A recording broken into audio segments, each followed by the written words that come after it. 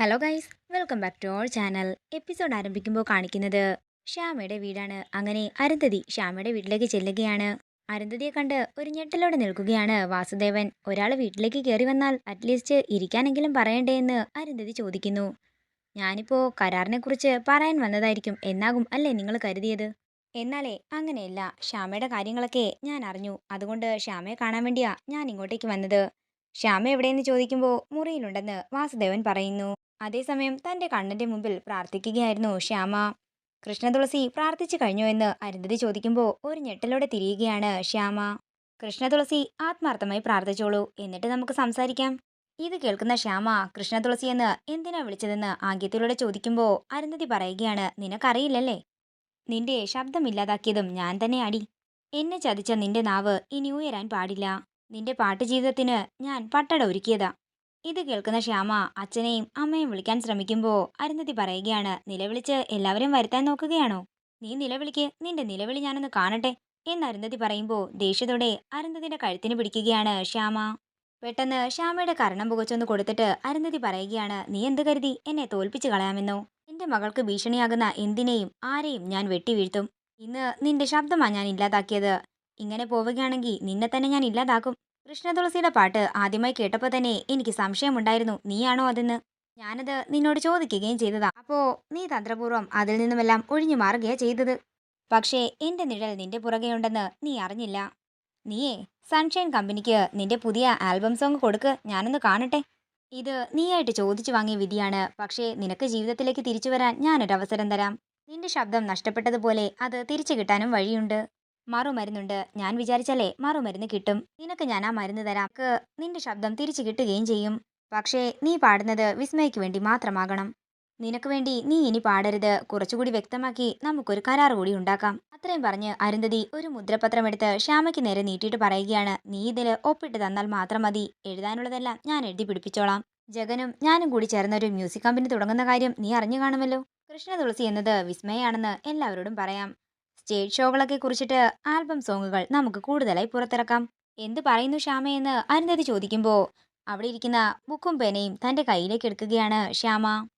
അതിനുശേഷം എന്തോ എഴുതി അരുന്ധതിയുടെ കയ്യിലേക്ക് കൊടുക്കുമ്പോൾ അരുന്ധതി അത് വായിക്കുകയാണ്. ഇറങ്ങിപ്പോ. ഇത് കാണുന്ന അരുന്ധതി പറയുകയാണ്, ഞാൻ പറഞ്ഞതൊന്നും നീ വിശ്വസിച്ചില്ലെന്ന് തോന്നുന്നല്ലോ. നിനക്ക് ശബ്ദം തിരികെ കിട്ടണമെങ്കിൽ നീ എന്നെ അനുസരിക്കണം എന്ന് അരുന്ധതി പറയുമ്പോൾ തന്റെ താലിയും കണ്ണനെയും ചൂണ്ടിക്കാണിക്കുകയാണ് ശ്യാമ. നിന്റെ ഭർത്താവും നിന്റെ കണ്ണനും കൂടി നിനക്ക് ശബ്ദം തരുമെന്നാണോ നീ പറയുന്നത് എന്ന് പറഞ്ഞുകൊണ്ട് അരുന്ധതി ചിരിക്കുമ്പോൾ അരുന്ധതിയോട് ഇറങ്ങിപ്പോകാൻ പറയുകയാണ് ശ്യാമ. നിനക്ക് ശബ്ദം കിട്ടുന്നത് എനിക്കൊന്ന് കാണണം എന്ന് പറഞ്ഞ അരുന്ധതി അവിടെ നിന്ന് പോകുമ്പോൾ ശ്യാമ തന്റെ കണ്ണനോട് പ്രാർത്ഥിക്കുകയാണ്, എന്നെ പരീക്ഷിച്ചത് ഇനിയും മതിയായില്ലേ ദേവാ.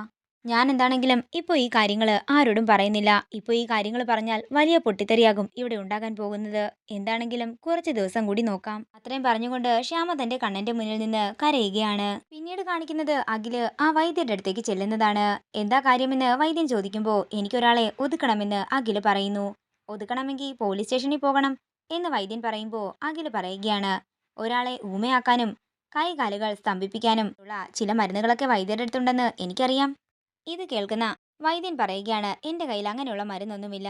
ഇത് കേൾക്കുന്ന അഖില് തന്റെ പോക്കറ്റിൽ നിന്നും കുറച്ച് പൈസ എടുത്ത് വൈദ്യന് കൊടുക്കുമ്പോൾ വൈദ്യൻ ചോദിക്കുകയാണ്, എന്ത് മരുന്നാ വേണ്ടത്? ഒരാളെ ഊമയാക്കണം, നാവ് പൊങ്ങാൻ പാടില്ല എന്ന് അഖില് പറയുമ്പോൾ എനിക്ക് പ്രശ്നമൊന്നും ഉണ്ടാകരുതെന്നും ഞാൻ മരുന്ന് തരാമെന്നും വൈദ്യൻ പറയുന്നു. തുടർന്ന് വൈദ്യൻ അഖിലിന് മരുന്ന് കൊടുക്കുകയാണ്. പാലിൽ ചേർത്ത് കൊടുക്കണമെന്നും വൈദ്യൻ പറയുന്നു. ഇത് പാലിൽ ചേർക്കുമ്പോൾ നിറം മാറില്ലേ എന്ന് അഖില് ചോദിക്കുമ്പോൾ ഇല്ലെന്ന് വൈദ്യൻ പറയുന്നു. എന്നാ നമുക്ക് പോയാലോ എന്ന് അഖില് ചോദിക്കുമ്പോൾ എങ്ങോട്ടേക്കെന്ന് വൈദ്യൻ ചോദിക്കുന്നു. സ്റ്റേഷനിലേക്ക്.